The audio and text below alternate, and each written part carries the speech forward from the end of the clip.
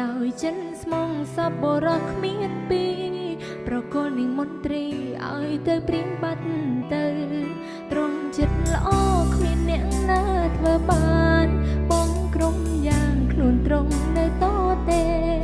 ឲ្យធ្វើតាមខ្ញុំធ្វើមិនដូចទេព្រះវេសន្ត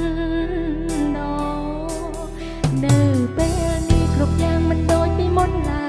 យរូបបងបានប្រែហើយកែភ្នែកបងលែងមានស្រីរវាងយើងបងលែងមើលឃើញពីដំឡៃបងមានថ្មីធ្វើឲ្យអូនឈឺចាប់ទឹកភ្នែកខលើថ្ពាល់អូនទាំងសងព្រមតែបងបេះដូងអូនខ្ទេចខ្ទីឈឺខ្លាំងណាស់ដឹងទេឈរវីស្ទើរតែស្លាប់ទៅ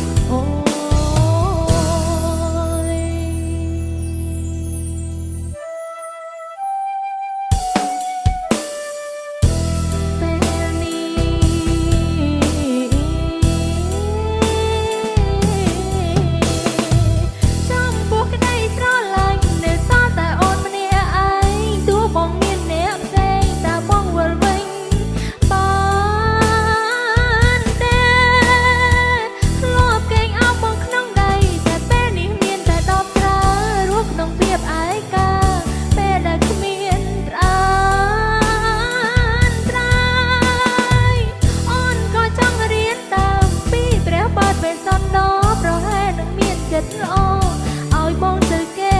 មិនតែនេះអូននោះសាមញ្ញមានក្តីស្រឡាញ់មិនព្រមប្រែអាណិតអូនផងមាមេអូនឈឺណាស់បងអើ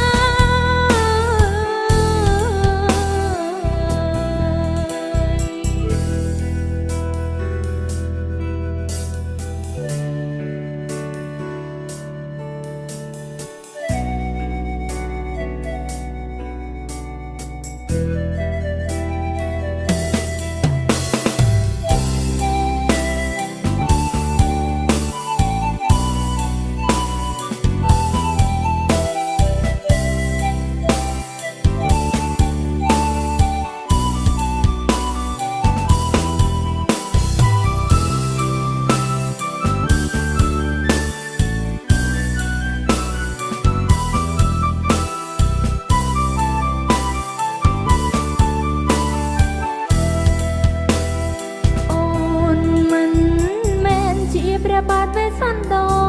ដែលមានចិត្តល្អប្រទានបងឲ្យគេ